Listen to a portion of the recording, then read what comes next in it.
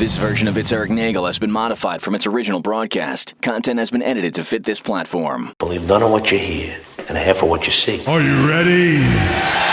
I said, are you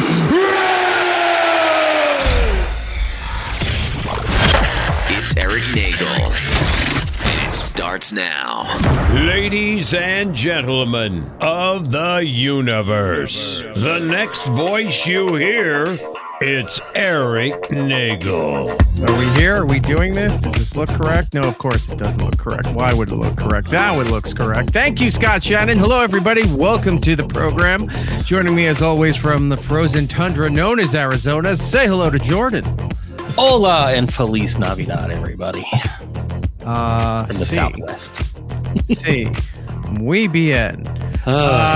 If you're listening on iHeartRadio, see, it ends with a vowel, so with an O, so that you know that it's the male form. It's the masculine radio of the word. If you're listening on the iHeartRadio app, you're the one. Go and put us in the number one position on the presets. We would appreciate it. If you're listening on Apple, Spotify, any of those platforms, you could do us a kindness by going over there and leave us a positive review. It does help out the program. You can join us each and every week as we do these shows.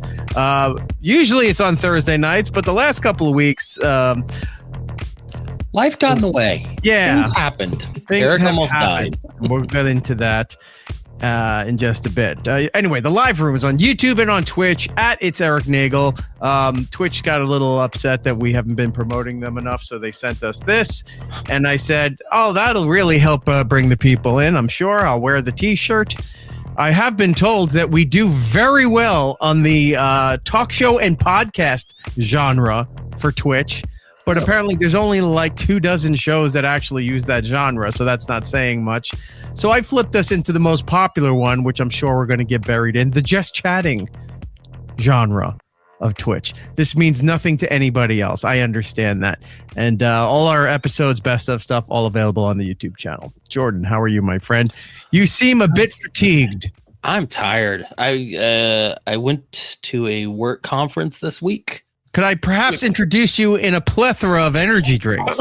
I've already got mine going. What do you have today? I'm drinking the Monster Energy Ultra Wild Passion. It's one of their newer flavors. The lighting makes this look pink. This is not a pink. This is a purple can. So it looks like does it taste like anything floral? No, yeah, it's a passion fruit. It's really good. It's fair. It smells very sweet, but it doesn't have that overly sugary sweet flavor. Okay, which is really good. But yeah, so I did a quick turnaround travel week for work. Monday I was here in Arizona, and then Tuesday flew out. Did a marathon. I might get to Arizona.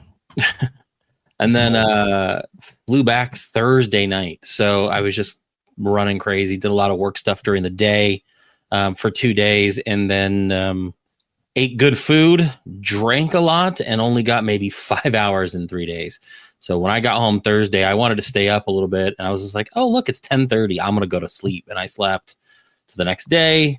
Worked a bit, planned on doing the show yesterday. A little bit of weather happened on your side of the world, and I could not have been happier because I was so exhausted when the opportunity came to say, let's push it one more day. I was punching the air in excitement. Not that I didn't want to see you, my friend. Not that I didn't want to do this. I was dragging. So see, you're completely lying. The first parts were correct. The last part was just you being kind. Right. Yeah. Just being nice. When you had told me about the trip and I said, well, when are you getting back? We'll figure it out. And you said, well, I come back Thursday, but it's like, I could, if I get home in time, I could hop on. I go, you're going away for a trip. Why would you hop back on and do the show that night? We'll just move it to Friday. And you're like, all right, that depends on when I came back in. Like I was so fine if I was going to come back in early enough, but my flight kept getting pushed back 10 minutes here, 15 minutes here. And next thing you know, I'm leaving 40 minutes later. I'm glad we didn't do it because by the time I would have got home, we would have started even later than we normally do. And it just, right. So, I mean, life kind of got in the way in that sense. So I'm glad we kind of didn't do that. I would have been fine doing it. I would have been dragging a little bit, but that's fine. I can do that. I can fake it. No, well, so the show got moved from Thursday because Jordan had a business trip. So Friday we're going to do it, and the weather had other plans in store. Yeah. for that. And you would think it would have been the massive snowstorm that we got earlier in the week, which is completely gone, by the way.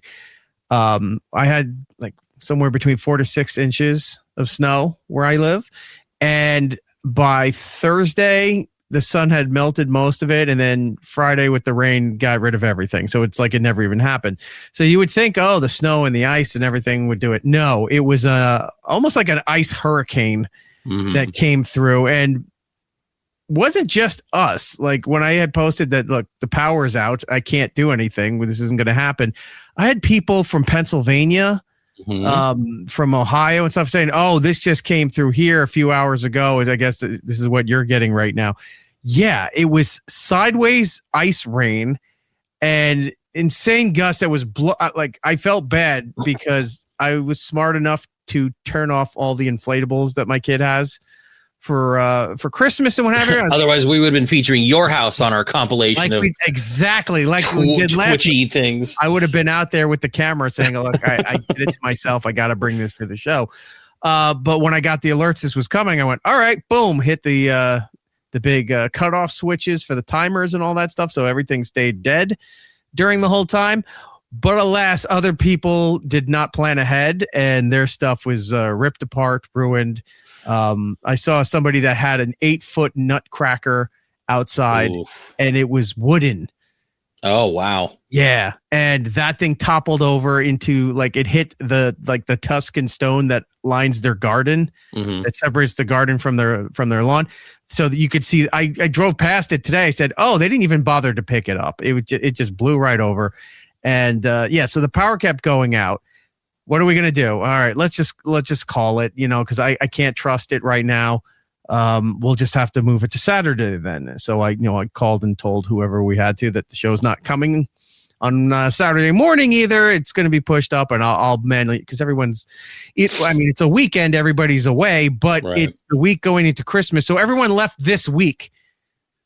There's nobody there next week. There's no live shows. There's no nothing happening next week. So I said, all right, I'll manually do everything. It's fine. Right after we got off the phone, about 10 minutes after we should have started, the power came back on and was fine for the rest of the night. So I had at that point was already in bed because for some reason, I'm old, and the winter now just automatically means the second it's dark at 4:30, my brain turns off and the rest of the world doesn't exist. So I went to sleep for a while, woke up around 1:00, and then got up and played the Christmas seasons for Fortnite and for Phasmophobia. And then that lasted till the wee hours of the morning. So when you deflate your inflatables when this is happening, do you just leave them out there and they're just kind of laying on the ground? I would assume the wind would still rip those things apart. All of the inflatables, I have brick inside of them at the base. Oh, okay. So every time I got a new one or every year we go to put them up, there's a zipper on the bottom so you can fix the exhaust fan, so you can fix the lighting, whatever you need to do. They have like sewn in sandbags, but those things never really do anything. Right. So I put brick on the inside at the base there. Gotcha. So even if those things were, I didn't want to give it a decent chance of being ruined with the wind being that bad. So when it's deflated, that thing it's like a windsock. So let it flap around, whatever. It ain't going anywhere. That's good. So yeah, I turned all that stuff off. I had the fireplace on, so I fell asleep with the fireplace, which was nice. And I was sitting there and I go, man, people brag about, if they had the money, they'd go to do these things, they'd go to these places, they travel and stuff. And I would do that too. But you also have to realize that how well off you are when you reposition things in your life as luxuries, where other people just view it as like that's not important. And I go, no, going to sleep early now is important to me. That is a luxury to me. It's like, wait, it's 8:00 and I can go to bed now. I'm going to do that. Right. Now, granted, because my sleep clock is all fucked up, I'll wake up anywhere between 2 and 7 in the morning. But still, I could just go, it's miserable and it's dark outside. I'm going to light the fireplace. I'm going to put on, some light music. And I had Christmas instrumentals on, like classical music. very low in the So background. Fireplace was going, and I blacked out and forgot the world existed. That's the way to do it, though. Why not? It was. Yeah. That's how my priorities have changed since stopped doing O&A. That everything now is luxuries. That I don't have to be up that early in the morning to do the show anymore. They don't have to do some of the other things. Do I miss those times? Do I miss working on that show? Oh, absolutely. Sure. But since I don't have to, and that's in the past now, all these smaller things are such luxuries to me that I will be damned if anyone's going to fuck that up by a work schedule, or by other things like, oh, we're all going to meet for dinner. Have fun. Tell me about it on Facebook the next day because I shan't be there. It's so funny that you even said that you had the fire on, because last night I had the same thing.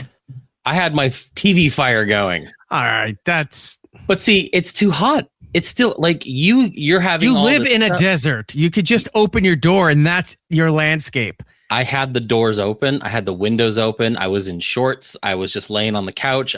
You're right. I had the background music.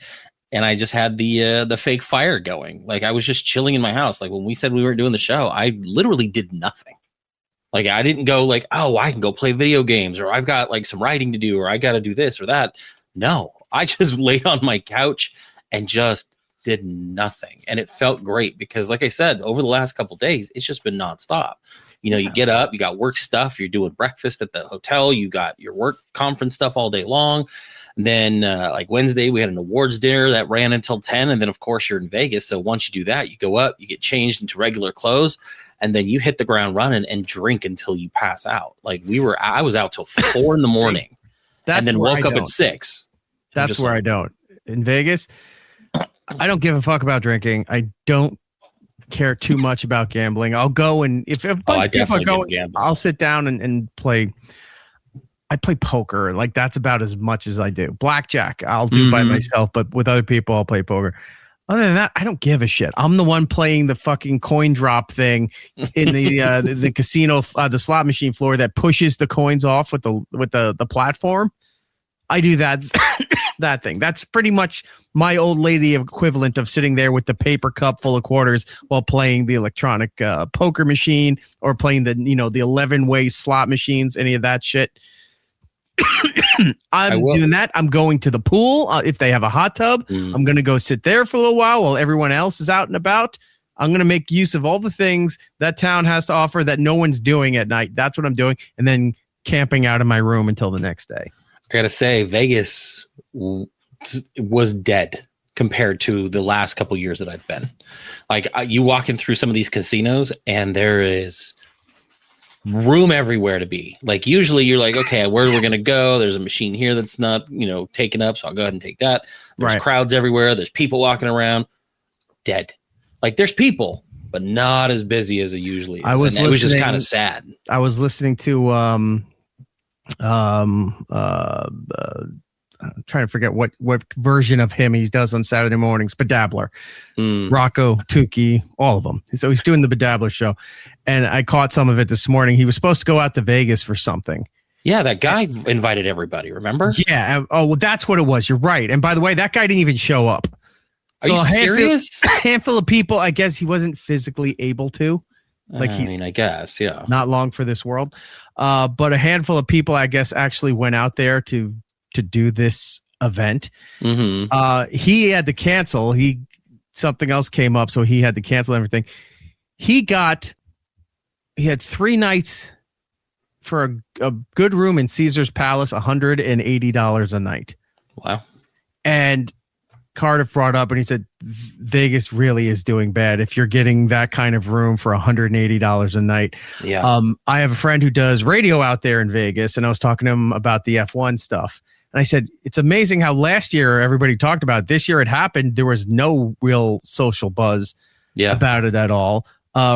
Vegas was in such dire straits. They paid so much money to have WrestleMania a second year in a row in Las Vegas to bring any kind of attention to it. Because it's amazing how bad that city is doing now. Yeah, it was pretty crazy where you can just walk down the strip and it's still got people, but it's not as crowded and everything's closing down early.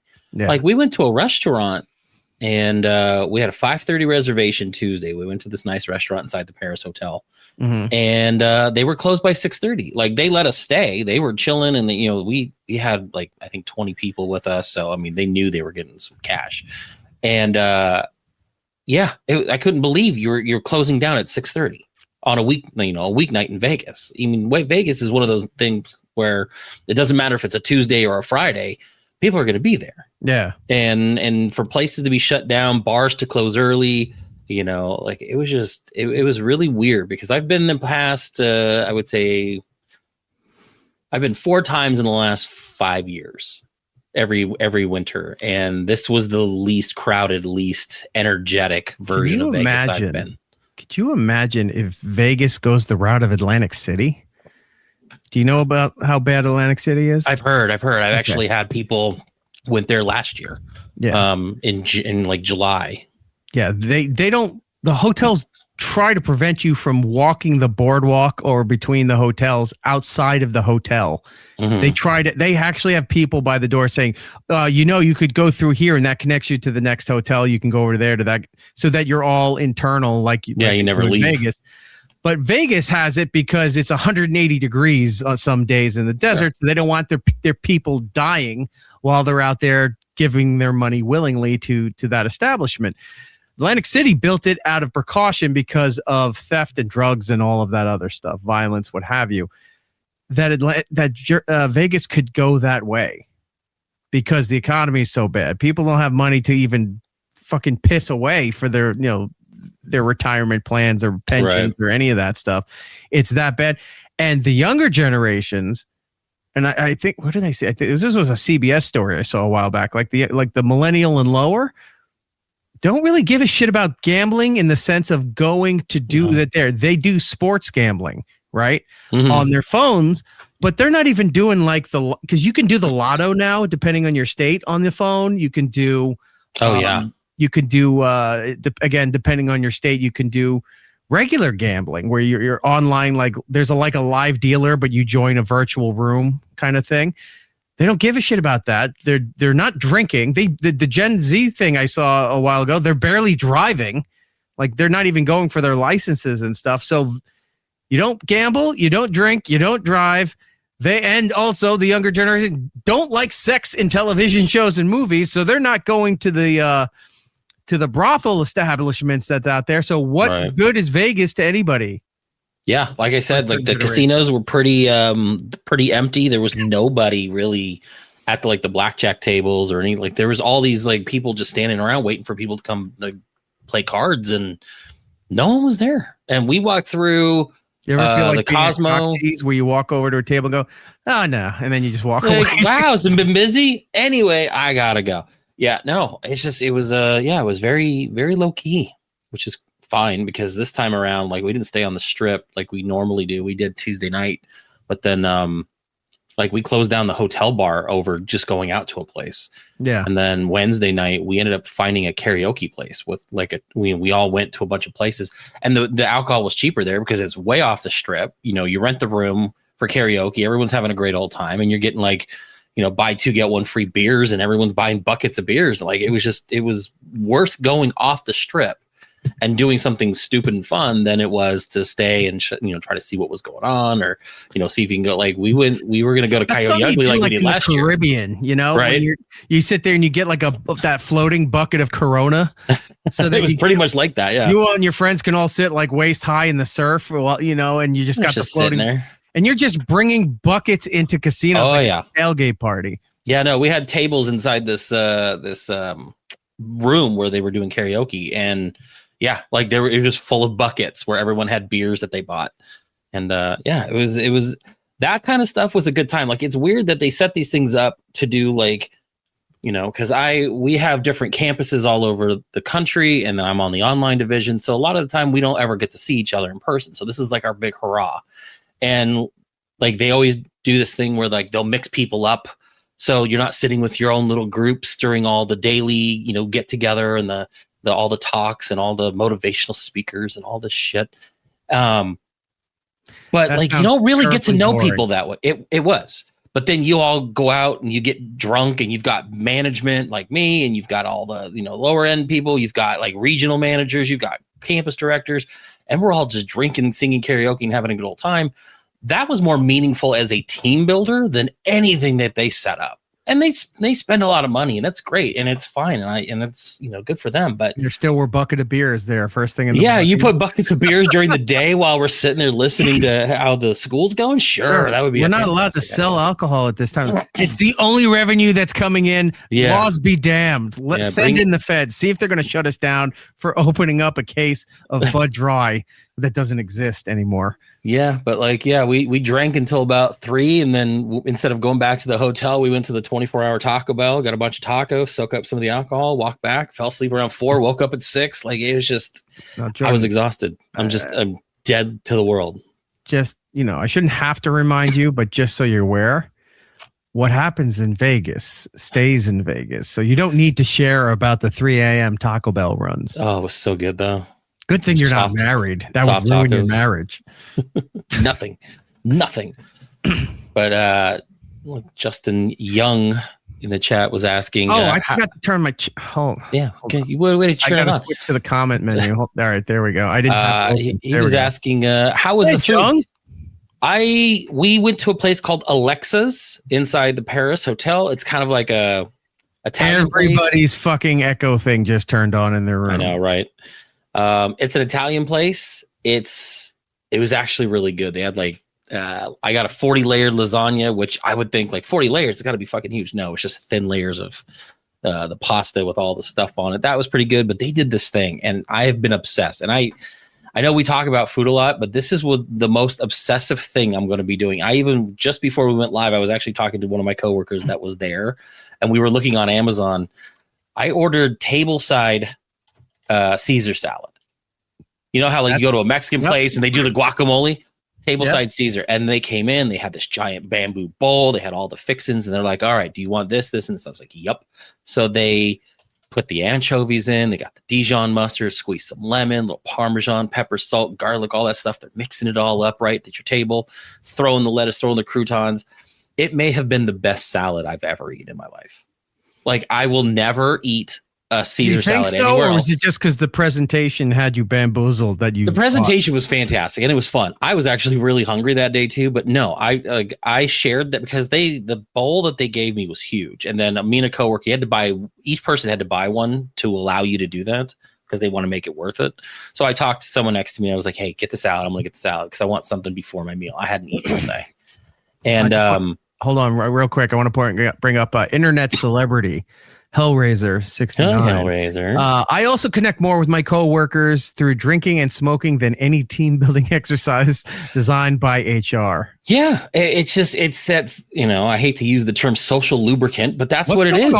What's going on in that conference room? Oh, it's a fucking clam bake. You don't even want to go in there right now. We just got all these tables set up. We're all doing like the crab boils. One of the hotel officials is trying to look into the big glass partitions, trying to look in there. You just see a hand come up like an Independence Day. It's just all smoke, and then Brent Spiner's face is there trying to talk to. It's like, all right, they paid in full. We'll deal with it later. No, but that was super fun to do. But yeah, this salad was like probably the best salad I've ever had, and I haven't had it. You're right. The presentation was really cool. The act of having them make it fresh right next to you is really neat, but it just tasted so good. I'm not doubting at all one bit that salad wasn't fantastic. They did that when I was over in Italy.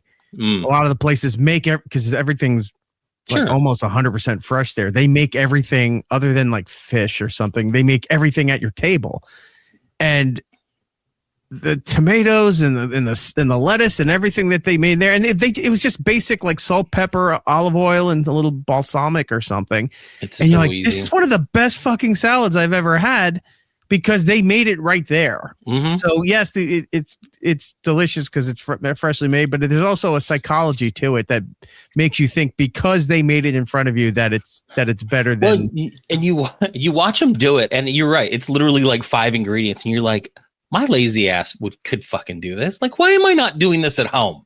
Why am I opening up the Hidden Valley Ranch and doing shit like you got to get that old wooden cedar bowl from the 80s with the salad tongs. Oh, I've got it on I've already searched. Trust me. Like me and a coworker were talking about that damn bowl. Yeah. Yeah. See, look at that. A giant ass bowl.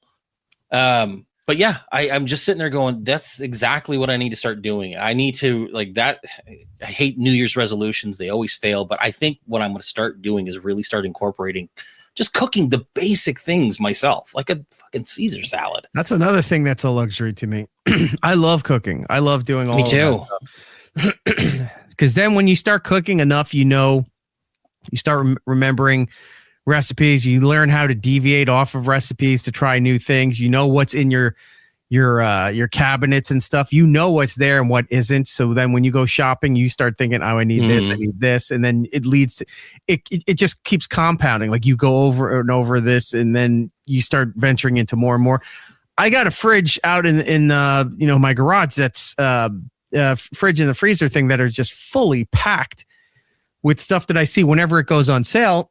I get lamb chops. I get pork cuts, the center cut pork chops. I get chicken breast, all of that stuff there. And it's sitting there. So then when I'm sitting there like, what am I going to make for dinner? You just open the thing. It's like, well, I got a million things here. Now the whole big hassle is shit. How long is that going to take to That's my thing. Is like, I didn't do dishes. I'm sitting there after work. I'm already tired. I'm looking at a mess and I'm about to contribute to it a little bit more. And I'm just like, I don't know what I do. I'm going to just fucking get Uber or something like that. And then I hate it. Like I feel gross after eating something that I've just gone and gotten. And it's just, I always forget that feeling of that, the pride in making something yourself, or you've discovered a new recipe, or you've like Woodpit saying, changing a recipe or making something your own. And it just feels better to do that. So I really have to start dedicating a little bit more time to doing that. So. Can I tell you something I did the other day while I was sick laying in bed? So of course, YouTube or whatever. I went down such a wormhole of different prime rib cooking videos, and I saw a little bit in each video that I was like, I could take that, and I can take that, and I can take that.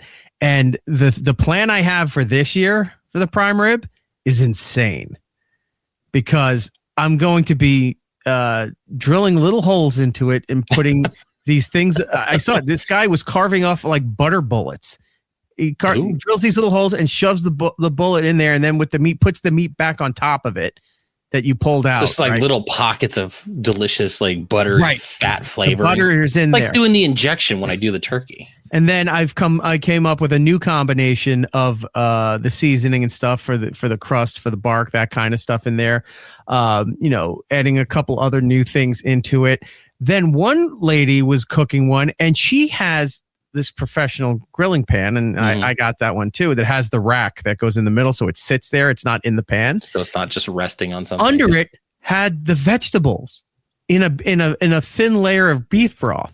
Yeah, so, just aromatics or even things that you would eat after. Well, it's so that the stuff that's dripping off the fucking the prime rib is going on to the onions, to the garlic, the carrots, all of those things there. Then it gets a little complicated after that, because then you're taking the vegetables out, you're straining what's in the pan there for the au jus, for other stuff and what have you. I'm trying something new. My kid loves stuffing for some reason. She's into stuffing. She wants stuffing.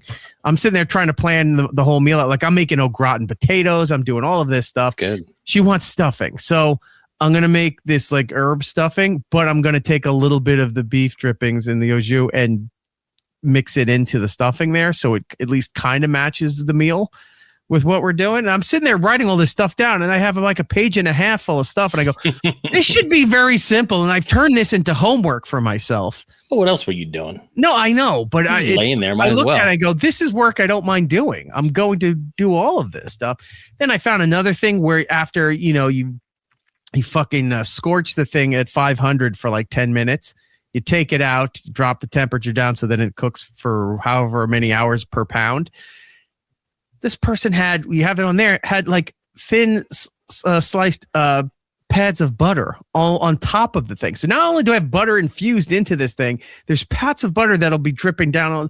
I'm sitting there, I'm like, this is way more complicated than I've ever made this thing before. But this thing is, if I do this right, if I pull this off right, it's going to be amazing.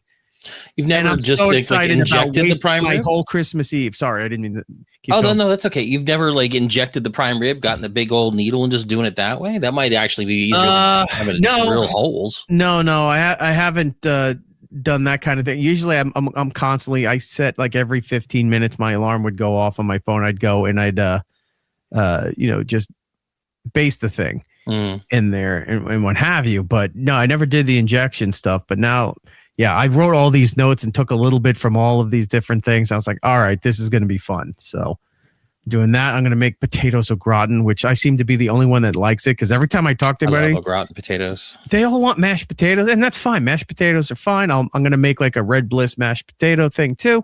But I was just like, potatoes au gratin goes great with a prime rib, and nobody wants it. So it's just going to be for me, I think. So we flipped the script a little bit this year. I talked to my mom the other day, and I just talked to her today to solidify the plans. We're going to do a Christmas story Christmas, and we're not even going to do like the traditional dinner. We're going to a Chinese place.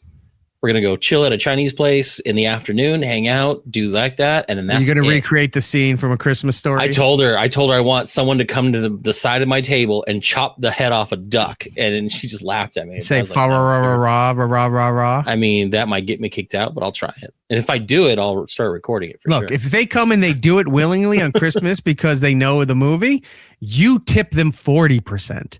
I know. They'll because you can't buy service like that they came over and started doing Deck the Halls and that. Oh my God. I was like, all right, here's a 50. Thank you so much. But like my grandma didn't feel like hosting this year. I didn't like with all my roof issues and bathroom issues with all that stuff. I didn't feel like hosting Thanksgiving or Christmas this year. I mean, the kids and I will be doing, Christmas morning, but then we're going to meet my mom, my brother, and I think my aunt and just do something low key. And we're going to get some Chinese food. And then that's it. Like that is pretty much it. And most of the time we do Mexican Christmas. So we'll do like tamales and stuff like that. So we might have tamales later in the day, chili like dinner. Today, hot tamale, chili today, hot tamale. Go ahead. But yeah. So I'm taking Christmas pretty simple this year. I'm taking Christmas back. Taking it back. We're going back to the pagan holidays. Taking it back for the people who hate the holiday and who's miserable around that time. Roadblock 60 in the Twitch room. Said, damn it, boys, why do you have to do a show when I'm out to dinner with my beautiful wife? That's a half lie. Either he's not married or he did not take her out to a beautiful dinner. Or dinner in general. He's texting in the drive-thru right now. When he's at the Taco Bell, because he was inspired by your 3 a.m. Taco Bell run. Sounded great. I didn't realize how far down the chat was here. I missed the whole top of the thing. You having an all Palmer? No, I am not. But I got to get into my energy drink pick since you already have yours. I do. I've got a surprise new edition that we're gonna check out in a second. Ooh, new edition put out energy drinks. That's cool. I know. Cool it down. I would buy that. It's like those wrap snacks. I would do a new edition energy drink. Robbie, Bobby, Mickey, Mike. If I like the drink, who cares who you like? Cool it down. Andy Hannon. Hello, sir. Eric, you should absolutely make 1,000-layer potato. It works for you and everyone will like. I don't know what that is. Okay. So what this is you take a mandolin and you take a potato, you thinly slice potato and you got all these little layers. You stack it in a little pan, put a little bit of wax paper over the top, and then you sit something heavy on it and it compresses it. And then you do that like 5-6 out, whatever times. And then as it's compressed and everything's done, you cut it up into cubes and you fry it up.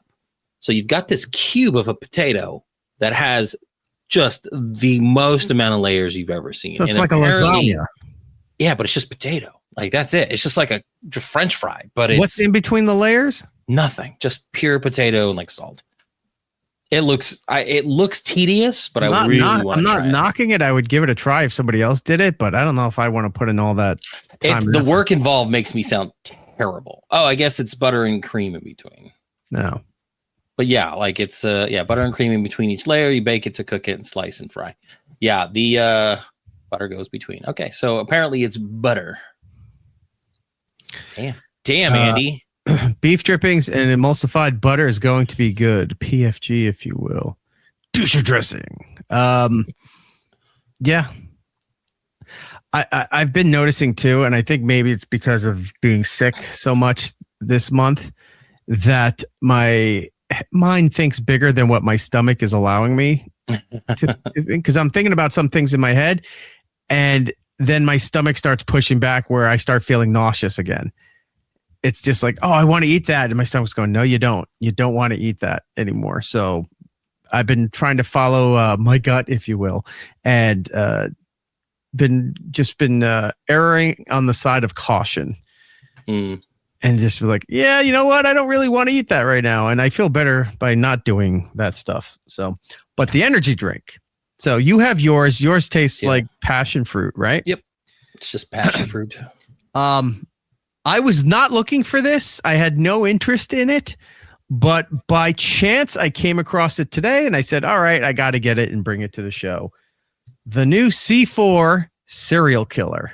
Oh, you found it in stores. I found it at 7-Eleven. Very cool. Yeah. You know that one that monster that I got that was like I had to special order because I thought it was like overseas.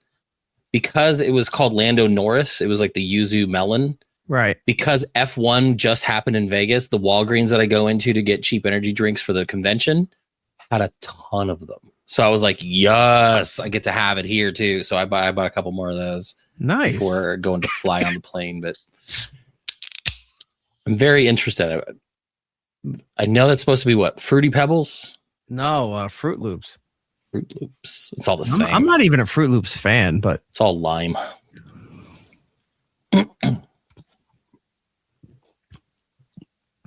Oh my God.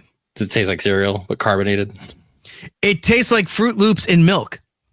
Ew. Like that's got to be really weird. It tastes like you're drinking the bottom of the bowl of the cereal. Yeah. That's but like carbonated. What this tastes like. I don't know if that sounds really weird. Like I will never drink this again. But like it's too crazy. No, because you don't want to sit there if you're on the go and you grab a drink like this and it's like, oh, I want to taste the end of my cereal bowl. I'll say this, it's 100% what it's supposed to be. Right. And I've seen people online saying they love it. They've been trying to buy cases of it and everything. I'm glad to have tried this. It is what it is. It's spot on. I couldn't drink this again. I'll try to find it to try it myself. I got the serial killer version of the Liquid Death, the water. Right. So for the people. And it was like, it smelled like it. It tasted like it, but the more you drank it, the less you liked it. It had the weirdest aftertaste. That's what this is kind of doing right now. Yeah, like you're like, oh, that's great, and then once it sits, you're like, oh, what's that taste? Yeah. I don't know. Carbonated milk sounds weird. Happy Chris Monica. Ooh, Chris Monica. Yeah. Shalom. I just read an article about that the 4 Christmaka or Chris Hanukkah or whatever, how you pronounce it, from the OC are like the most sought after Christmas episodes of a TV show ever. Okay. You've never seen it? I've never seen the OC. Oh, wow. Yeah. Adam Brody's character. No, remember? Because we did the whole Spencer Pratt thing. No, like, what was it called? No, the TV show with, where the kid goes and lives with like the lawyer, and I think it was like Adam Brody or something like that. It was back in the like late 90s, maybe early 2000s. I'm pretty sure it was called The OC. What was I thinking? The OC was like one of those MTV reality shows, wasn't it? I don't know. I'm going to look up Adam Brody now. Yeah, Adam Brody's in there. Oh, Ben McKenzie. Oh, yeah, that was The OC. That's what it was. And it was early 2000s. Ben McKenzie from Gotham was in there. Yeah. That was a good show. Like the first couple of seasons. Barton, Rachel. Wow, there's a lot of names in here. Mm-hmm. Peter Gallagher. Right. Yeah, no, it was. I liked that show. It was good. Yeah, I've never seen any. I haven't watched any of these shows. No, it wasn't for me. Andy Hannon, The OC was an OG Fox teen drama. Okay. I'll take your word for it. But yeah, I have not watched those. Anything else about Vegas? I mean, nothing crazy. I know there's footage of out there that I got apparently drunk enough to actually do karaoke, which I've never done in front of anybody. So I'm sure that's going to be fun if I get my hands on that.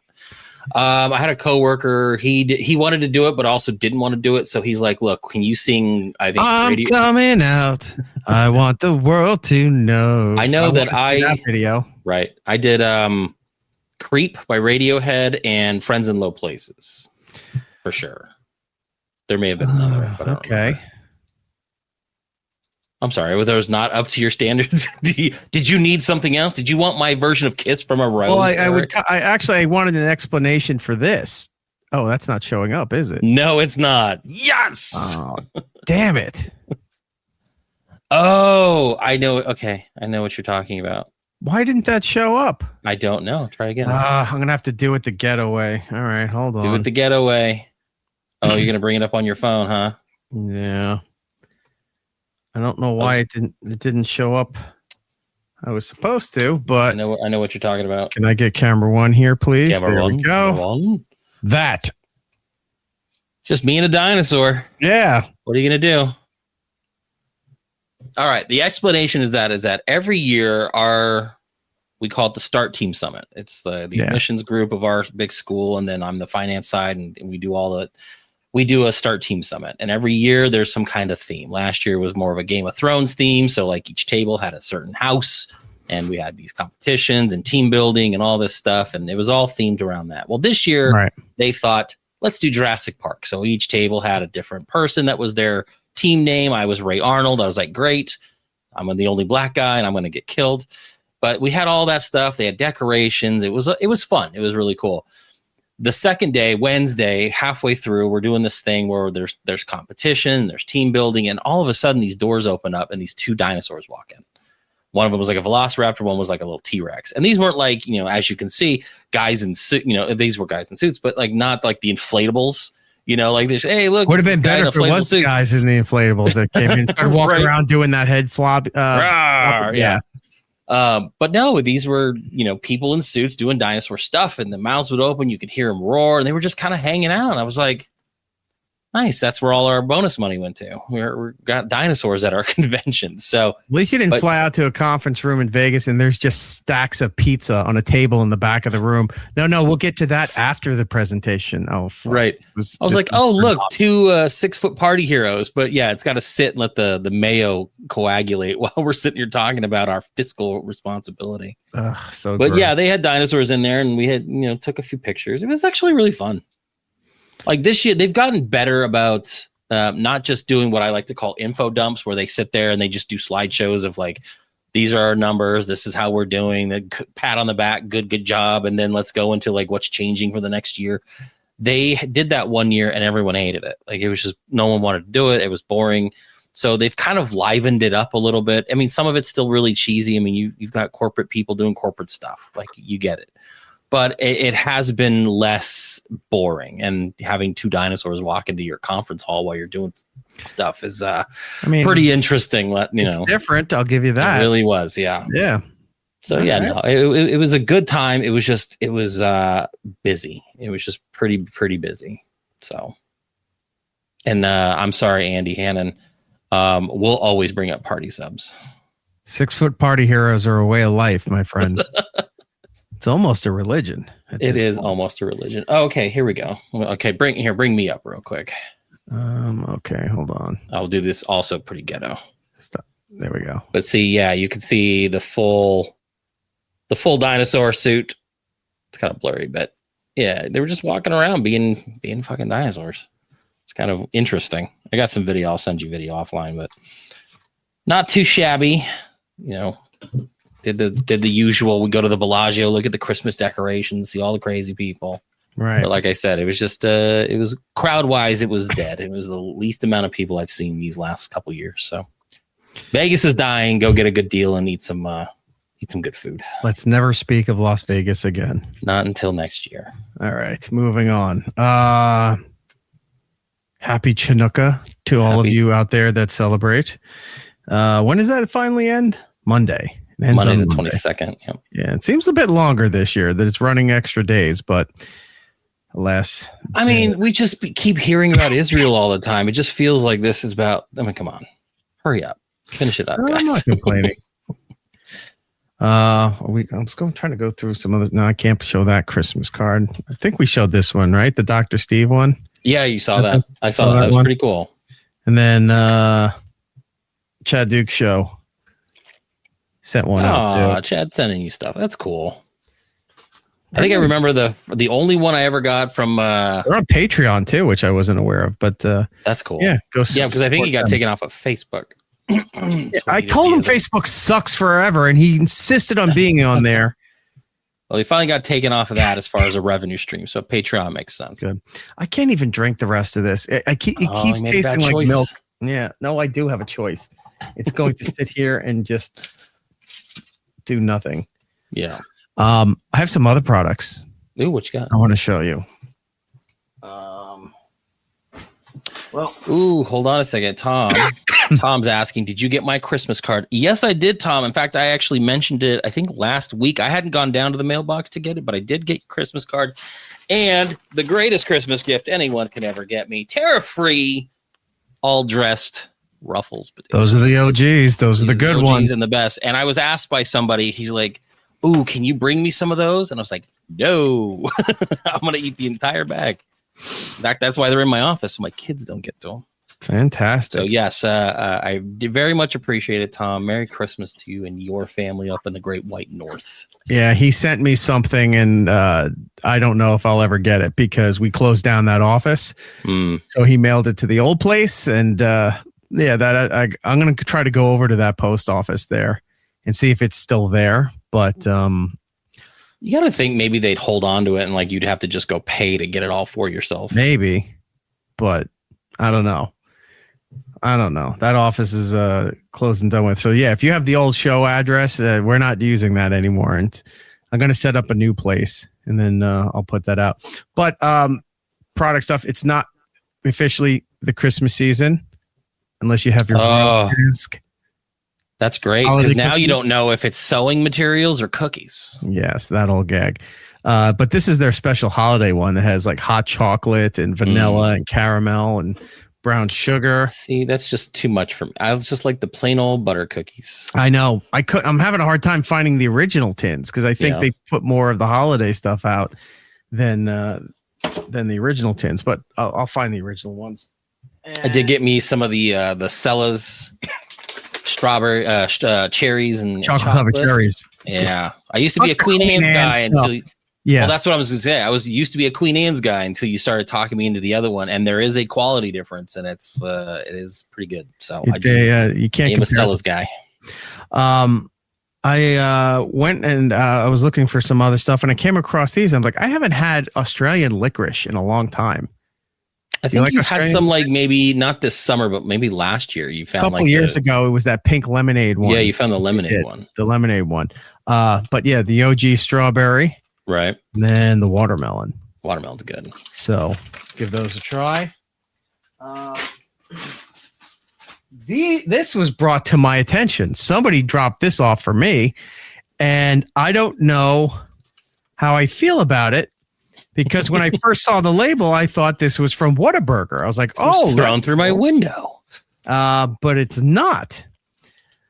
Apparently, this is. Well, hold on here. I'll do this. Ready? Mm-hmm.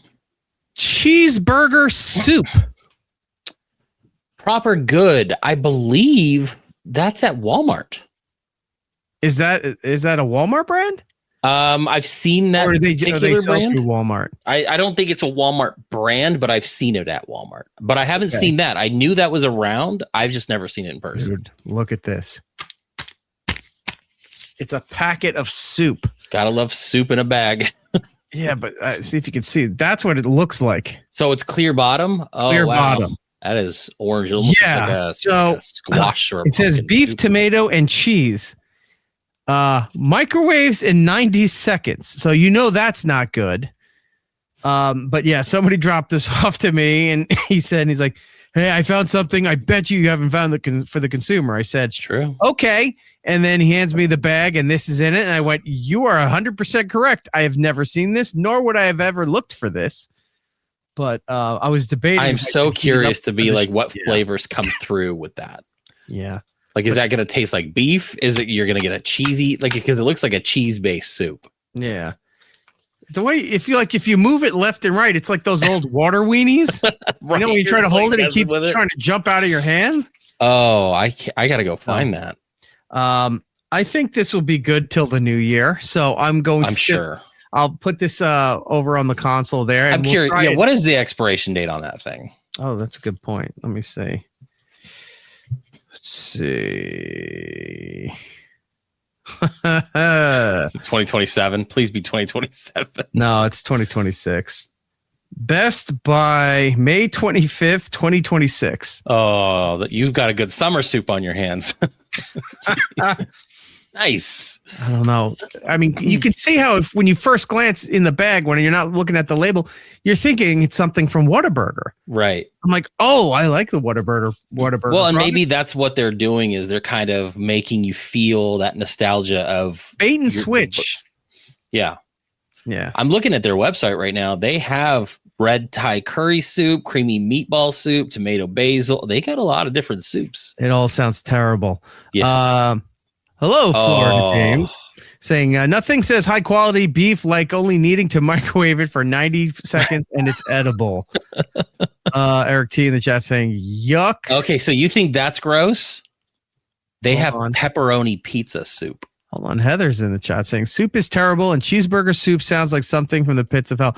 Yeah, I'm not a soup person though. Like you could have said you've had the greatest like minestrone soup or like a broccoli cheddar, and she would still give you the double middle finger and then run off in the other direction. Yeah, this seems like I don't know.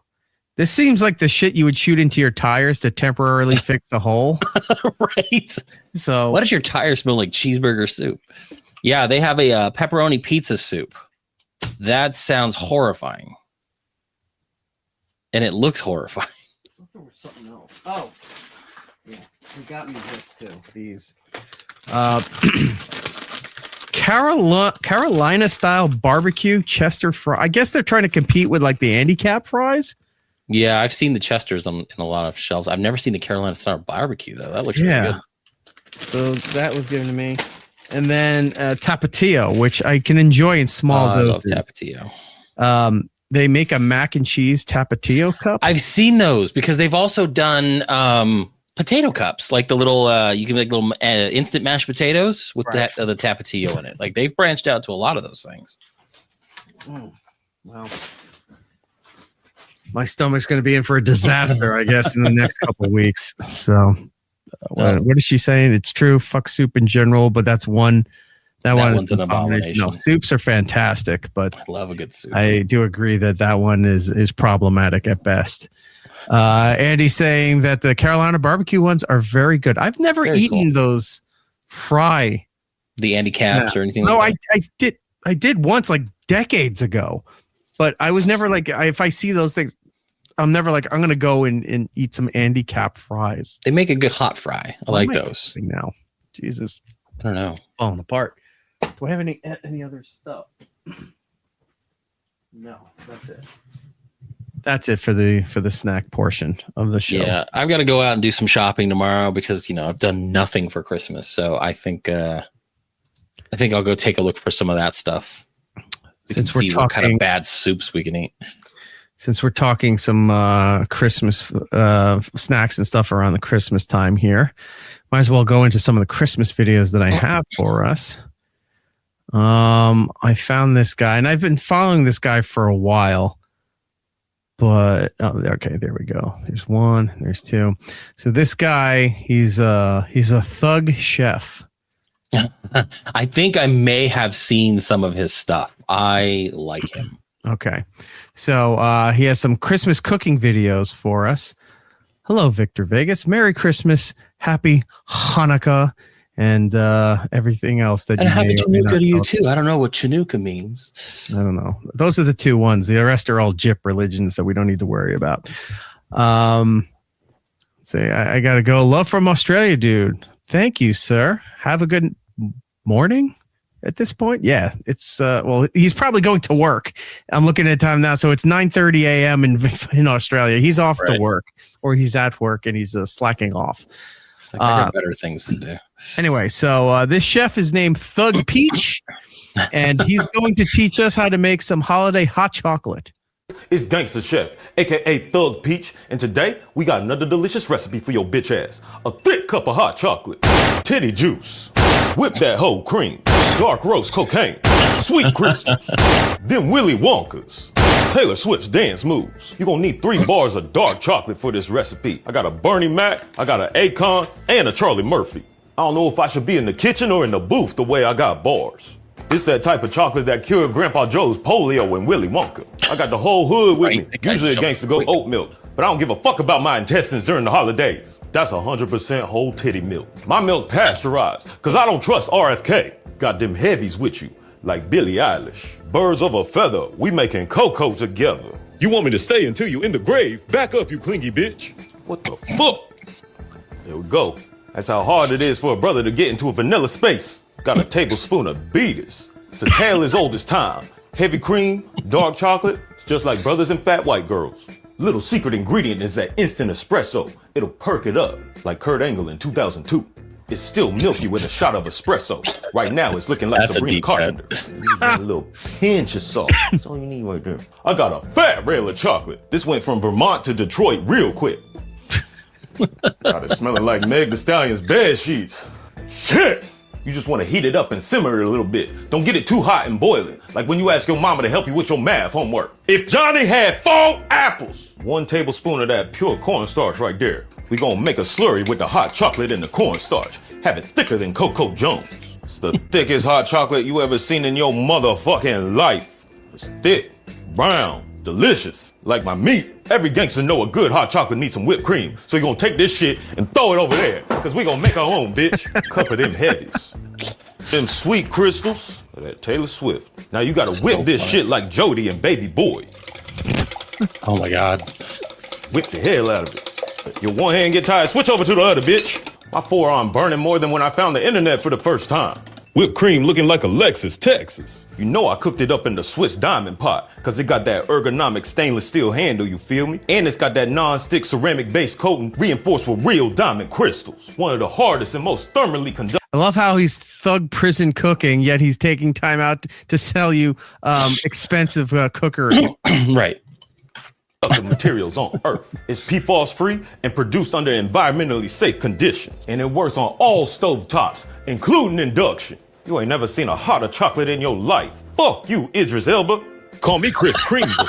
Shave it down a little bit like when your boo coming over. You're gonna be sitting by the fireside, you're gonna take 1 sip and ride the Polar Express straight to your bedroom. Have your chestnuts roasting in her open mouth. Give her that Yule log. Damn, that shit good as hell. Get the follow luck out my house. I always love those kinds of things where it's like, at least you make it interesting. It's why, like, I love Cowboy Kent. I love things like this. Like, I just, if you make cooking fun, it makes it less. Cowboy Kent's the old guy, right? He is the one that does like the when he tastes something, outdoor when he cooking, does that little dance. Oh, he does a little dance because he's happy. He calls eggs cackleberries. Yeah.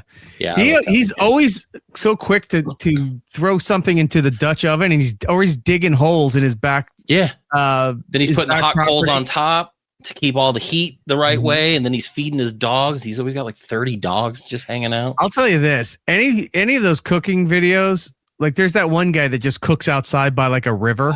I know, and he throws everything on like rocks and has a fire going and everything. Anybody who feeds their dog throughout the course or at the end, you got my follow. It's like they could be telling me totally wrong shit, but they're taking care of that. That dog looks so happy getting those steak tips. Yeah. It's like, what is he eating? Oh, that's beef cheeks. That dog couldn't look happier. It's in a braised sauce over mashed potatoes. That dog is going to town. Dog's eating better than I am. Yeah, he really is. Do we need to see another Thug Peach, or do you want to move on to some other stuff? Let's move on. Okay. What other Christmas stuff do I have here for But there's you? definitely more out there. If you guys want to look up more Thug Peach, definitely do that. He's got some funny. Yeah, it's his name. He's a comedian. His name is Jordan Fisher. So go look him up. He has a whole Thug Peach.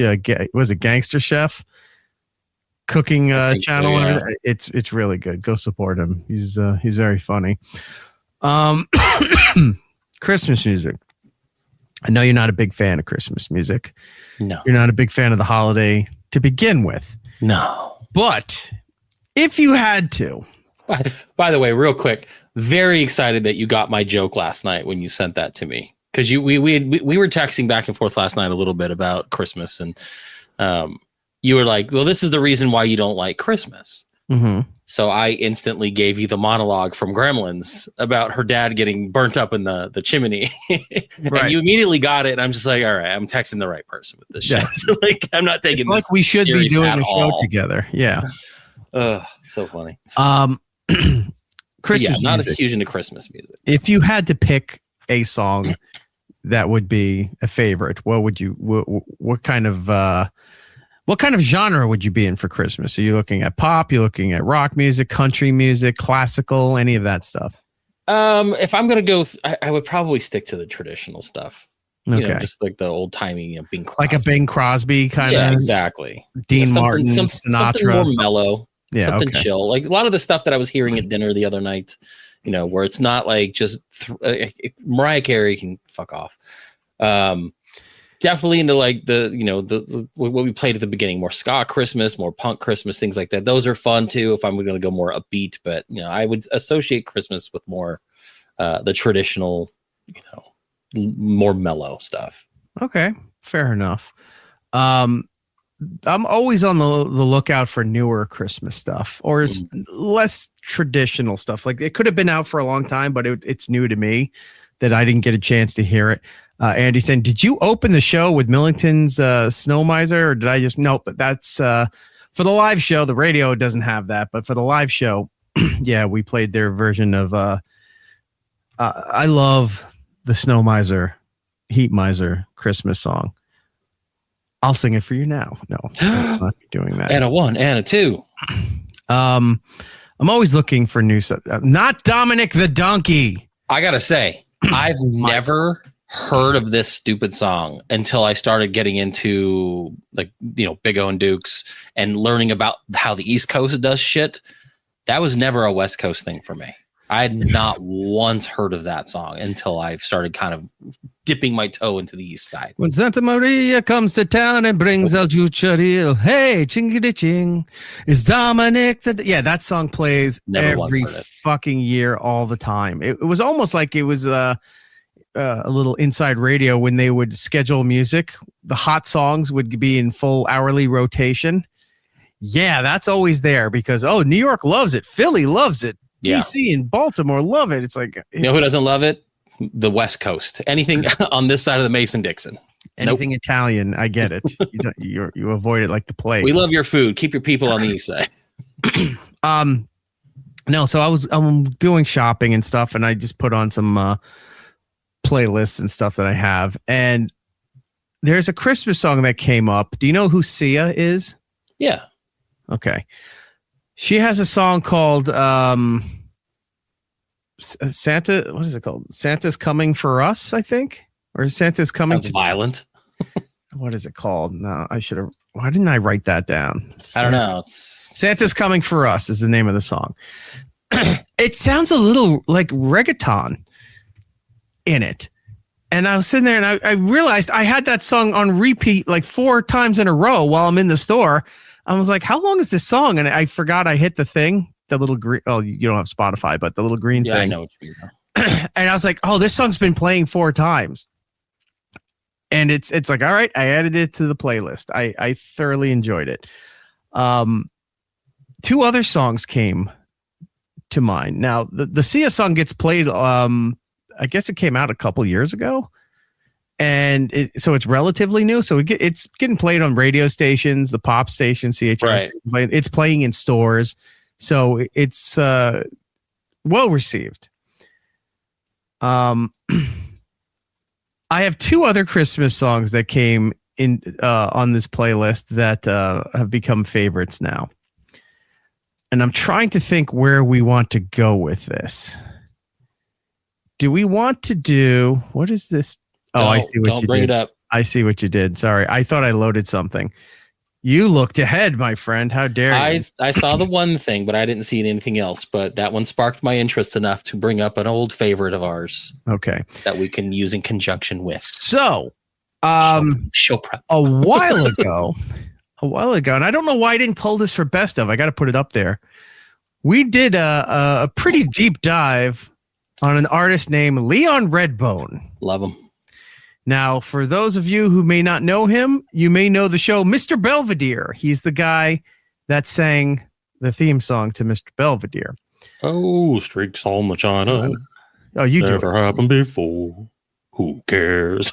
Like, yeah, no, as you come through the door, no one glares.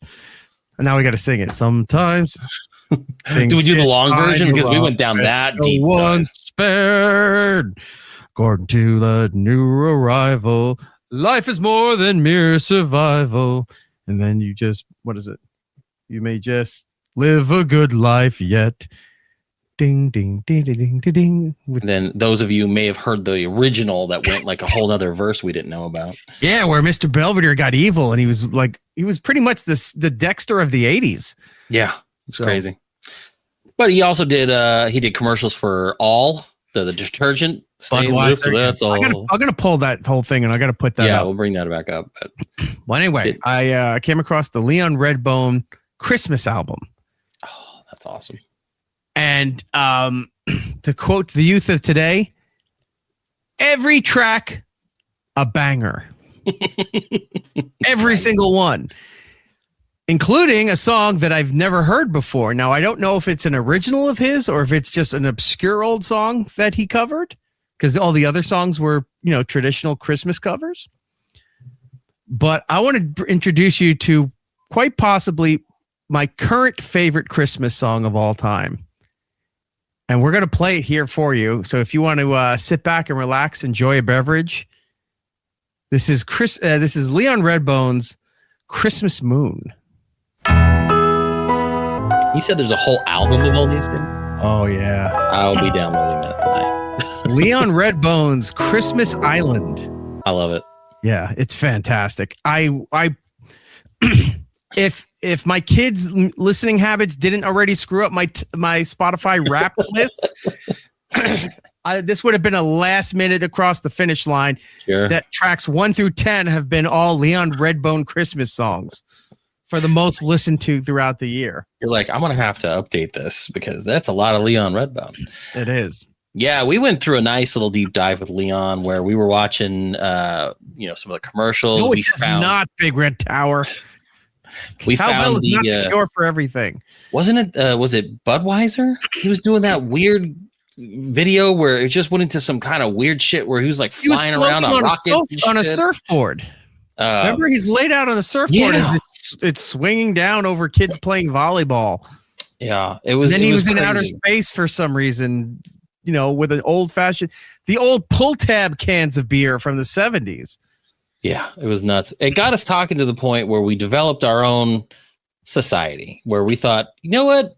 Leon is kind of a weird dude. Mm-hmm. We like his music, but somehow we came up with this, and I still want to put this on shirts. The Leon Redbone Ballooning Society. Yeah, we established it and then forgot about it. So we really did. That's a lot of work. We'll pull the segment, put that up there. We got to make the t-shirts because the artwork was just too great to have Leon Redbone's face on hot air balloons floating across this marvelous planet of ours. So yes, we're going to do that a few times. So yeah. That was a good song. I like that one. We've got a couple people talking about Bad Religion and all that fun stuff. Yeah, I do like punk songs doing more Christmassy things. Sean, the producer, my favorite Christmas album is Bad Religion's Christmas songs. They used they used the original lyrics of classic songs, but just did them in their style. Yeah, what was I listening to? I was listening to something of them today. It was off that Christmas album, and I can't remember what it was. Their version of God Rest Ye Merry Gentlemen is great. That was good, but that wasn't what I was listening to. I forget what it was. It's No Father Christmas by the Kinks. True, but what is, I had another version of Father Christmas. I have a whole bunch of these songs that I was like, we only do a show once a week now, so we don't have the need for all of this stuff to open the show, but we try to work in where we can. Hey, this year we had to skip the Vandals because we had other stuff to play. Mm-hmm. We didn't do Oi to the World this year. It's a missed opportunity. Big Red Tower. I'd love that on a t-shirt. Hell yeah. Yeah. So when the merch store opens up, we'll put up the Leon Redbone Ballooning Society. See if we get sued by his estate real quick, but no, we're just big fans. I represent the state of Leon Redbone. Nick Sattler in the chat saying, my name is Lyle McPoop in my shoes, and I found Christmas candy in my hat, and it's your fault, jerk. Somebody watched the Todd Pettengill videos. Yeah, part 3 is coming. That also got delayed because people got sick, Christmas, and power outages and all of that stuff up here. Christmas rap by the Waitresses. I almost played today the Christmas rap by Save Ferris, which is the Jewish version of it for our friends who celebrate. Did not have a chance to do that. Heather saying, fun fact, the Mr. Belvedere theme song is as popular after the apocalypse in Adventure Time. I do love Adventure Time. They played the Mr. Belvedere theme in Adventure Time? How? Correct. How does that translate to that show? That show's just weird. It just anything can be in that show. Okay. You got a gentleman with a giant lemon head yelling and screaming. All right. The Belvedere thing is the least of its worries. These same people coming in. So I'll address this real quick. Is Lady Di like, no one gives a shit. I don't care if she is or not. Preferably the latter, but I don't care either way. Never liked her. I give zero fucks about her and her condition. Thank you. Thank you for attending this press conference. Moving on. Jung saying, please tell me you'll talk about Todd hosting the Slammies. Did we do that in part 3? No, we didn't get to that. I don't think we get to it yet. No. Oh, there's a lot. Like there's still so much we need to get to with that. There. All right. There's some I can't talk about it. I'll tell you at another time. All of that. Andy Hannon. Speaking of Todd, I realized after part 2 that I was unironically listening to Meatballs down here in the Carolinas. Oh, you didn't know? Well, now you better call somebody. No, yeah. Now you know that Rizzo is Meatballs. So look at you. Please go and support them, or at least call them or something and tell them like, hey, heard you on Eric's show. It's good to see that you're out and about and doing things. Heather saying post-apocalypse, the songs that survived were apparently okay, so it was like a time vault thing that they found in the look, that's not a bad selection to have. You know that gold record that they put out on the Voyager spacecrafts, right? So that if it ever did meet extraterrestrial life, that vinyl record had the sounds of Earth. Had TV theme songs. Yeah, if you like you're hearing all the languages, you're hearing sounds of nature, of animals, some classical music, and then all this roots, all the China. It's like, what? Why? Wait a minute, is that the greatest American hero? Now, the second spinoff from the Ballooning Society now has to be Interstellar Love Songs by Leon Redbone or something like that. Making a note now. Like, what do we? Yeah, it's just. I got a new iPad. Record. I got all kinds of new stuff to do. Yeah. Now it's Leon Redbone, and he just sings all the current hits of each year. All right. Well, the other that's like Fallout having old 1940s, 50 songs. Yes, or Demolition Man doing nothing but radio commercials. Yeah. What did they call them in the future? Oh God, I don't remember. They said because what Sandra Bullock said there was a name for them, but he said. Remember, he's in the car and he heard the Taco Bell commercial or something. Well, no, it was Armour Hot Dogs. Is that what it was? It was Armour Hot Dogs, and that was at least one of them. And then remember, what's his face? Dan Cortez was the sleeveless piano player, like lounge singer singing like Green Giant. Yeah, that part I don't remember. But she called them something. They were short. I forgot what they were called, but not important. Anyway, we move on. Saint Ranger coming in. Hi, Saint Ranger. Merry Christmas, Eric. And press the like button. That is a good reminder for everybody to do so. So if you're in here live right now, go in and press the like button on whatever you're watching, whether it be Twitch or YouTube. Like and subscribe. All right. Nice. Well, if it's Gangsta with an A, then I think I have something that can bring everybody back into the good graces of this. Wouldn't be Christmas without a visit from our pals, the Fat Fellas. Honey, I Shrunk This Fat. It all went downhill on gingerbread night. The big boys were supposed to be building wholesome little holiday cribs. Then Biscuit Mike looked at his cookie mansion, mouth watering, and said, "Man, imagine living in one of these." Next thing you know, we're in the FN Tech Lab. The holiday shrink ray sparking like Christmas lights from a pawn shop. Big J Belly flipped the switch. Flash! Holy shit! Suddenly Mike was 3 inches tall, built like an angry gumdrop with legs. And once he remembered everything around him was edible, chaos. Mini Mike sprinting through gingerbread suburbia like a diabetic Godzilla. Eating his way through the landscaping. Drop-kicking marshmallow snowmen. And scaling candy cane lampposts like Donkey Kong. We tried to catch him, but he was too fast. Powered by pure icing and adrenaline. Big J just sipping on the fat season holiday mug, watching like it was a live-action snow globe meltdown. Then the shrink ray glitched. Sounded like a microwave full of tinsel. Mike popped back to full-size mid-bite, flattening the whole gingerbread subdivision. That's when his snow bunny walked in the kitchen. I was waiting for the snow bunny. I better not be digging sprinkles out of your belly button again tonight. Moral of the story, fat were never meant to go fun size, but your fat season mug always fits. Stock up at Fat Dot Shop before Mike shrinks the whole warehouse down next. Hey, yo, shut the fuck up. It's fat season. Ooh, we got the unedited version. I know. You're going to have some work for you today, my friend. It will be edited for the radio and everything else, but for here, I was just like, all right, let it fly once. I was like, ooh, we threw the old and we're so much for monetizing this video, right? Yeah, goodbye, everybody. So, yeah, it's always good to hear from. I like their Halloween one where he went to the haunted house. That was fun. Oh, is that where the ghost was? The ghost was haunting him, right? Like feeling. Yeah, they were like the FN brothers going into the haunted house like Ghostbusters. That was pretty good. Oh, I want to ask you about this. So, you've seen the news stories, I'm sure, that this time of year, Porch Pirates are a big thing. And what did he say in there? Damn, this show got very Northern Jersey very quickly. Porch Pirates are a big thing. Yes. Have you been seeing this? Now, I got to ask you, because I don't know if this is real. There's a montage of this stuff that's been going around that I don't know if it's all fake set up.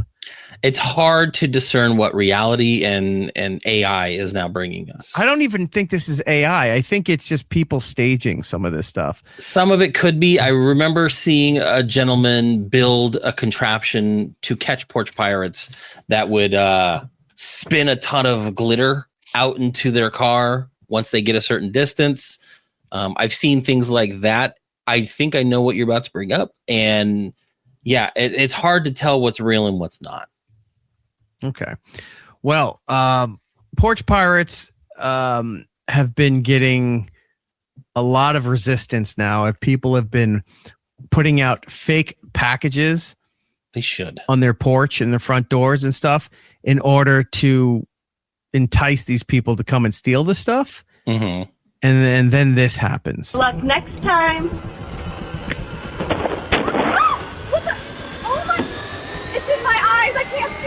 Nice try. I'm still taking it. See, that I feel is staged. Yeah, that's when what you're I'm fully saying. acknowledging the Ring camera. Yeah, especially as a snow bunny that woman was. I'm sorry. Right now, I haven't seen like news on television covering this stuff, but I see like news accounts online covering this like it's real. And I'm sitting there and going, this doesn't seem real at all. Right. It doesn't seem like AI either. It seems like people are just staging these things with ring cams to kind of go viral. Well, and as much as I hate to be as stereotypical, and I'm not even going to say it's a race thing, that skinny white woman dressed up like that is not a porch pirate. That would have never been the clientele of the Porch Pirate. I've seen rednecky, white trash people doing this stuff. You know, I've seen people of darker skin doing this kind of stuff. They're not looking into the camera. They're not sitting there full face out saying, hey, guess what? I'm still taking it. I was like, no, you're going to get caught. No one does that shit. So this definitely feels staged. Some of them I've seen where maybe not so much. Like this guy, it's definitely staged. I mean, that's funny. Yeah. She's more closer to the type I've seen. That one could have been AI. That one. Yeah.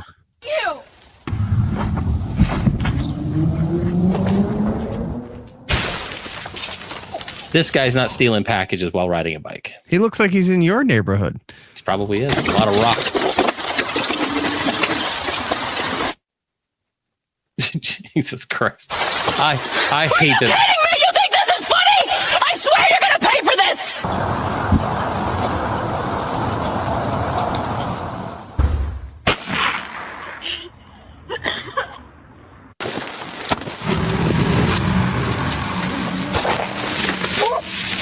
Yeah, because the reason I bring this up is because this is showing up a lot on TikTok and on Instagram and stuff. And I'm reading the comments, and people are like, "Oh, that bitch got what she deserved," or "That guy's whatever." And I'm sitting there, and go, "It doesn't look like all right." That one we looked at looked like AI, but the rest of them didn't look like AI. They just all look fake, and that bothers me. It's like when I can't figure out. Like, I feel that it's fake, but it could be real because I'm not 100% sure. And if everybody else is believing that it's real, then I get mad in the comments because I'm sitting there looking at it and I go, you're all morons. Yeah, because I'm like, I'm not 100% sure, so I can't really post anything, a retort to all of this stuff because I'm not 100% sure. Now, I would like to think that people had explosive devices in these packages that were because it's like the stuff they have in money in bank vaults. Mm-hmm. If somebody robbed a bank or something and had those stacks in their bag. Yeah, the paint packs. The paint pack. Thank you. I couldn't think of the name. The paint packs, they explode. It's like people, if they're trying to steal like a sweater or something from a department store, it has the tags in it. So as soon as you hit that thing by the door, it activates. Bartholomew saying the clouds going through their bodies is obviously fake. I agree. Yeah. Some people are saying, look at the background. It's like, when you see AI and, it's like, count the fingers. Look at the hands. They can never get the hands right. Junk saying one house is screwed up. Okay. Yeah. But you can't stop right. me from getting this. They look fake. Yeah, when you're obviously acknowledging it. Oh, no. What kind of sick prank? Can't touch this. It's always fat people, too. I hate to say, this one might be real. Never mind. Yeah. The way she kind of tottered off to the left, not so much now, but it's always amazing. Like I get weird shit that shows up in my algorithms all the time and I bring it to the show, but it's also weird when you start seeing stuff and you go, yeah, I don't believe that at all. And everyone in the comments is like reposting this thing or writing like this fantastic, or this should have happened to that person. It's like, I don't know. So I wanted to bring that in. I was like, I would love if this was a real thing because the news would be covering it. And we'd constantly be hearing stories of people trying to steal Amazon packages and then they're blowing up. Now, there's also a lot of legal repercussions for having something explode. Why? You shouldn't have been messing with it to begin with. You're on somebody's property. You're on my property. You took my property. Fuck you. Right. There should be like the second someone tries to bring legal action, they'd be like, no, what were you doing with it to begin with? Case closed. I can't see out of my left eye. So I have scar tissue on my cornea from this stuff. Yeah, you were stealing a package. Well, you never know. In some jurisdictions, it'd be like, well, they were on your property, so you're still legally responsible for all of this stuff. It's like when someone. I'm glad it's like not happening. It's like when someone's trying to break into an establishment, they fall through the skylight and cut themselves, and they get to sue. Like that shit's ridiculous. Heather brings up a good point. The people that do the Porch Pirate Revenge do whole videos on how they build the traps. Yes, I've actually seen a guy do that where he put like a cell phone tracker and he put it in the box, and he had this contraption that, like I said, spun out like tons of glitter everywhere. It was like a glitter bomb. And I watched that video and it was really interesting. And they were able to track it down and see where it went and stuff like that. Most of these look really, really, really fake. In fact, I'm sure I would be almost certain every one of those was, especially the ones that just flaunt it right in front of the ring cam. And that seems to be the trend with like some of these Sora videos and things like that, where everything's based off ring cam. So like that's the view. You know, you saw the one where like The Rock or like John Cena came up and he's like, you can't see me. And then like he floats off backwards randomly or something like that. Yeah, you knew that was fake. But the point of that was like, look how real John Cena looks in those videos. But that seems to be the thing where everyone wants to see this is from your ring cam. This has to be real now. But yeah, the John Cena one was weird. I have some more stuff here for you. Do you want to see China building a gigantic snowman, or do you want to hear another Christmas song? Let's do a Christmas song, and then we'll do the one after. Okay. This comes from a friend of the show, a Christmas potato, if you will. That's another thing. When we play this song, we usually play the version that the guys from Venture Brothers gave us. So happy.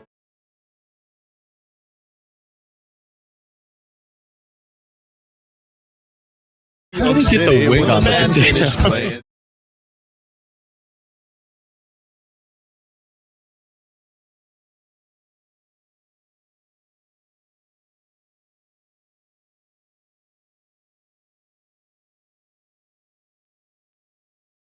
What if I load this into the iHeart system over the original song? Me, babe, I put them with my own. Well, thank you to our pal Cardiff Electric for letting us play that. If I missed you, he was thanking everybody. Yeah, and his Patreon, patreon.com/Cardiff Electric. Please go and support that potato. And you too can get a Cardiff Christmas this year. Yes. He should put out Cardiff Christmas cards. I mean, Dr. Steve did it. The least he could have done is put out a Christmas card as well. Yeah. But bravo, Cardiff, on that. So that was good. Very, very good. I love the wig. As soon as I saw the wig, I just like lost it. He does not go half-assed on anything that he does. It goes full potato. Well, I'm looking for other stuff here. Oh, what happened to your roof, by the way? So last week, I told the story about how they kept stringing me along and not making appointments. And then when they would show up, they would kind of half-ass it. And they ended up making the repair, but not fully. They left off some roof tiles that would have to be repaired at a later date. During that particular day in that repair, they had cracked my ceiling. So the way the stairs were, they had the angled ceiling. Whatever repair they made, they either stepped hard or put a nail through. A lot of people were saying it looked like it was an impact. There was a crack in my ceiling, so I made the complaint and I sent that off to them. I ended up getting a call to schedule a final walkthrough, and I was told during that final walkthrough they were going to make the repairs to the rest of the tiles. They're going to replace the tiles on the roof. And go through and make sure everything was okay. They were supposed to come out. The guy comes at 4 p.m. this week. And he goes, hey, I see that there's still tiles missing. And I was like, yeah, you were supposed to fix it during this visit. He goes, that's not what I was told. I'm like, well, shit. So, he had basically found out that he was told that he had just to do the final walkthrough, not do the repair. So once again, miscommunications on the company's part to whoever is doing any of this stuff. I don't think it's miscommunication. I think it's tell you one thing, tell them the other. They're dumb. They're stupid. So none of that got done. So the roof tiles still need to be repaired. They haven't done the final walkthrough. I get, and I'm going to bring this up so I can read it because this was the ridiculous part of it. So I get a nice communication from them about the crack in my ceiling. And this is word for word what they said. It is possible for drywall to crack when someone walks on the roof. This could be due to being an older home where the trusses are located along ceiling spans or existing weak spots. We are not liable for drywall damage because we have to be on the roof in order to do our work. However, I do have a great drywall guy I can recommend you. Oh, I just wanted. I want to strangle these people. You want to get a good lawyer. I'm looking into my options because yes, I understand some of that, and I get that, and I have to look through all the paperwork that I had signed because they could have slipped something in there in the fine print that would absolve them from all things. I don't know what's going on, but this doesn't look like I was walking on the ceiling or that I walked between the trusses kind of situation. This looks like they fucked up and now they don't want to take the responsibility for the fuck up. So I'm still waiting on them to contact a lawyer, at least just get them up to date. Doesn't mean you have to execute anything yet, but just have everything there ready to go. Yeah. And this way that if it does get to that point, it's like, oh, next day, here's your notice. Yeah. So right now, I'm still in limbo, still waiting for them to make the final repairs, make the final walkthrough, and then hopefully maybe get my ceiling taken care of. It's nonstop with these people. So a lot of people were asking for the company's name. Until the repairs get done, it's not coming out. But I swear to God, the second everything's wrapped up and done, if you guys want to know who it is, I will gladly tell you. It's saying go to the Better Business Bureau site and leave a review. I don't think Better Business does shit. I don't think Better Business does anything anymore. It does nothing. It's not like a government agency or anything. It's just some private entity that people pay off so that they have decent reviews from the Better Business Bureau like it means something. I don't think it means anything anymore. Intersect brings up this. I know a drywall guy. Of course you do. Yeah, my first thought is, of course you know a drywall guy because you probably fuck up a lot, which means you're gonna have to get a drywall guy. Then he knows an electrician. Then he knows a carpet guy. Yeah. He knows a guy who could fix skylights. He knows all of that stuff. Yep. Like, oh, convenient. All part of the same company, it seems. It's weird. Interesting. Yes, we're still kind of in limbo on everything, but yeah, I couldn't believe when I got that text from him, and I was like, "Are you fucking kidding me?" As soon as I got that, I sent that over to you, and you were like, "You got to be kidding me!" I'm like, "Yep." I start screaming and throwing things. Well, that's why I drank so much in Vegas. I was like, I don't want to think about it. I'm just gonna go drink. Yeah, Jung, but it's like Jung saying you can fix a wall crack with the Landlord Special paint and newspaper. I know I can make the fix, and it's not a hard fix to make. The problem is it shouldn't be my fix to do. Yeah, it shouldn't. It shouldn't be my problem. This is what I paid you guys to do. Fix my roof. Doesn't mean you can step through my ceiling and then I'd be like, well, shit, sorry. Yeah. Anyway, I am fun times. I know. I am. Somebody pointed out it's like, oh, Eric's yawning. Yeah, I am. Because at least I'm not coughing every second like I had been in previous shows.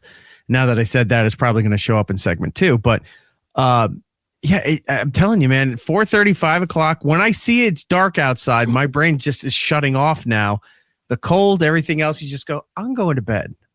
It doesn't. I'm very unproductive. I don't get anything done in a timely manner when I go to bed early, but I get up in the middle of the night or early in the morning. You know what I did this morning? Because I woke up besides the video game stuff. I discovered that my kid somehow had splashed chocolate syrup on a wall that I was not aware of. And I don't know how long it's been there. But I walk past that. I'm not usually in that room, and I'm like, what is this? And I'm scraping it off, and I'm looking at it. I'm like, how to get there? It's like I'm looking at chocolates. No, it's floor to about 4 feet high on there, and I was like, okay, all right. I'm guessing what this is, and I figured out. So it's like 5 something in the morning, and I'm sitting there on the floor with a Mr. Clean magic eraser. Those are the best. Yeah, and some paper towels as I'm scrubbing down the wall trying to get chocolate syrup. And it's not like streaks of chocolate syrup. It looks like she took chocolate syrup. You know how some of those artists do that splatter paint thing? That's what it looked like. I don't know what she had that had chocolate syrup, but it's all over the walls. But yeah, 5 something in the morning, I'm sitting there scrubbing with the Mr. Clean magic eraser. And I go, oh yeah, that worked. All right, it's all good.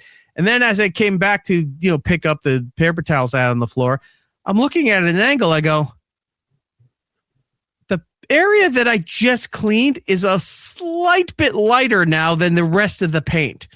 Mm-hmm. You know how you fix that, right? Chocolate on the wall. You can fix that with the Landlord. Yeah, it's just fucking everything can be done with the Landlord newspaper Special. Duct taped with onto the wall. So I clean all that. Now I'm sitting there and I'm like, do I got to repaint this wall now? I go, I'm not repainting this wall. I don't even have the paints for this wall. So I'm like, it's clean. I don't care. Whatever. Then I was like, wow, this magic eraser thing really does pretty well.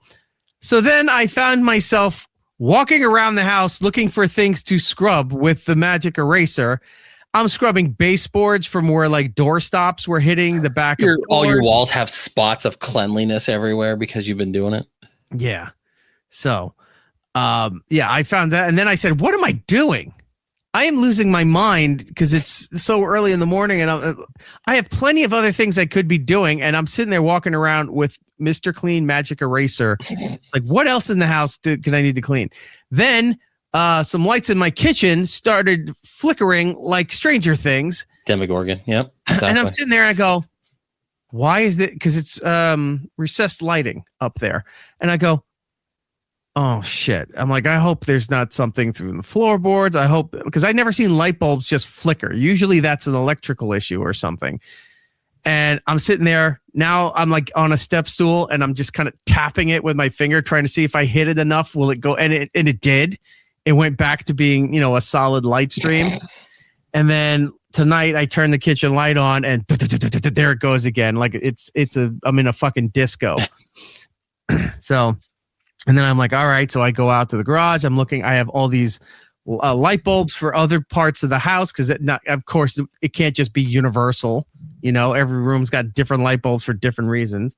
And I don't have the ones for the kitchen. So now I have it on my list to go to Home Depot to pick up fucking light bulb.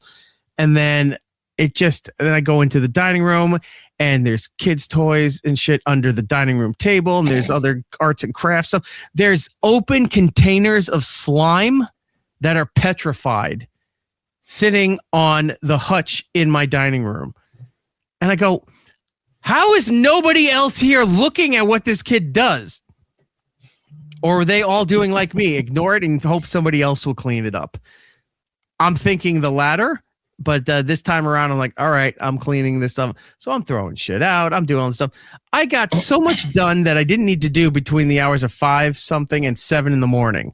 So, 6 a.m. Eric's got no sleep. He's actually just playing Your Love Has Lifted Me Higher and Higher by Jackie Wilson, pouring slime into his toaster. Fucking toasters dancing in there. And let me tell you about the Twinkie, by the way. I don't know what my life has become. I don't know. And for the next 2 weeks, I have nothing, no work stuff. So I'm like, well, am I going to be able to sleep in? Probably not. Cause the kid runs and fucking swanton bombs me. If I'm sleeping, hops on the bed and just dives into me. The other day, she dove into me head first, right into the chest. I'm laying there and I just get like a Bam Bam Bigelow headbutt comes right into my chest. I'm like, like knock the wind out of me, and kids laughing hysterically. Hi, Daddy. I was like, hi. What are you doing? Nothing. I came to see you. Stop beating me up. Stop hurting me. That's all the kid does. When I'm sleeping, it's her fucking hall pass to go and kick the shit out of me. I know she's wondering why you're still sleeping at noon. Yeah, I thought I had the Simpsons drop where it said my baby beat me up, but I guess I don't. Oh, kids are great. Yeah, Kids that Christmas shopping, I got to wrap all the shit that I have. I've done nothing. Well, and that was one of the things I was going to bring up. It just doesn't feel like Christmas. Like, it really doesn't feel like it's here. You have to make it feel like nowadays it just doesn't, like, you don't walk around and it's Christmas. You have to really put in the effort to make it feel like Christmas. I just feel like it just came up so fast. I was gallivanting to fucking Leanne Redbone in Target. I had to make it feel like Christmas. I don't know. It just came up so quick. And like, I don't know. It doesn't feel like it's here. And I've got 1,000 things to do for the kids. And my kids are at a point where all they want is like gift cards and things like that. It's like, I don't feel like I have things to wrap, like, things for under the tree. It just, I don't know. Here's your envelopes full of cash. I'm having to get creative. Other than Amazon, anywhere else you order stuff doesn't gift wrap things. No. Like at least Amazon, I'll throw the extra $6 on or whatever and per item so that it comes to me in the fucking nice drawstring gift bag or wrapped or any of that stuff. So I don't have to worry about that anymore. All the other stuff that shows up here, like one of the things over there, I'm gonna lose my mind that I can't even wrap it. I have to build the thing the night before because somebody bought the kid a Barbie mansion, and now I have to put that thing together. And that thing stands like 4 or 5 feet. It takes a while. I had to build one for my daughter. It's got a giant slide that comes off the side. Got stickers everywhere. You got to apply stickers to it. You got to make sure the elevator works and it's lined up. Yeah. So you got a job ahead of you, my friend. Yeah, I hate that because it's one thing if I bought something that I had to put together so that it's there Christmas morning for her to run someone gave you homework. Yeah, that drives me nuts when family members or friends send gifts and it's like, and it's like, I can't just wrap the thing. I have to build this stuff. Now, I don't mind building this stuff. I mind having to build it on Christmas Eve when I spend most of the day cooking. And then when I'm done cooking, I don't want to do anything else. I just want to veg out, maybe, pretend to be a pirate or hunt ghosts or something like that. Now I'm sitting there like, for the next few hours, I'm building, 4 gigantic toy things that you'll play with for a week before it breaks or lose interest. And then move on to the fact that she's sitting in an Amazon box just like the cats are. I don't understand. Heather's saying, dude, my dad built me a She-Ra castle. You'll be okay. You mean the crystal castle? Yeah. On Skydancer Mountain? Yeah, the one that looked like shit compared to Grayskull. But Grayskull's the best. No, last year I built furniture and stuff. Like she wanted a vanity table. For hair, makeup. It plays music. It's a princess thing.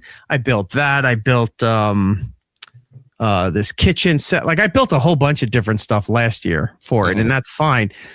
For some reason, I keep looking at the image on the front of that box for the Barbie mansion, and I'm just sitting there. I'm like, this thing's almost 5 feet tall, and it's 4 feet wide, and I got to do all this shit. And I'm like, all right. Whatever. The hard part is that where are you going to put that for 99% of the time when she doesn't care about it? Yeah. That was my biggest thing. I had to clear out tons of stuff. Well, it's just like hide the Barbie house that are going to have to go in order to make room for that thing. So,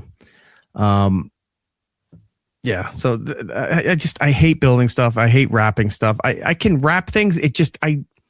I'm not coordinated enough. It doesn't look good. For some reason, when I fold over the edge, that triangle point goes out further than the edge of the gift. So I have to tuck that thing under and then tape over that. Like it looks like somebody who wrapped this thing with their feet. And that's how it all comes out. And I throw a bow on it, and then hopefully that, the sticky, boom, big floppy bow right on there, and like good enough. Hopefully that disguises how terrible I am at wrapping all this stuff. I miss the days where department stores used to have the wrapping center. Yeah. Where you buy whatever and you drop it off. Some of the malls used to have just dedicated like pop-up wrapping stores. It's like almost like when you go into the mall during Christmas time and they have the calendar store that just used to be in an old like Tilly's or something. You can buy calendars for the next upcoming year or what random toys. Yeah. Oh yeah, they used they to have the those wrapping kiosks centers now in the main hallways and stuff. Uh-huh. Yeah, but no, it used to. You go through the mall, you buy stuff, you go over there, you'd fill out your make a little account or something.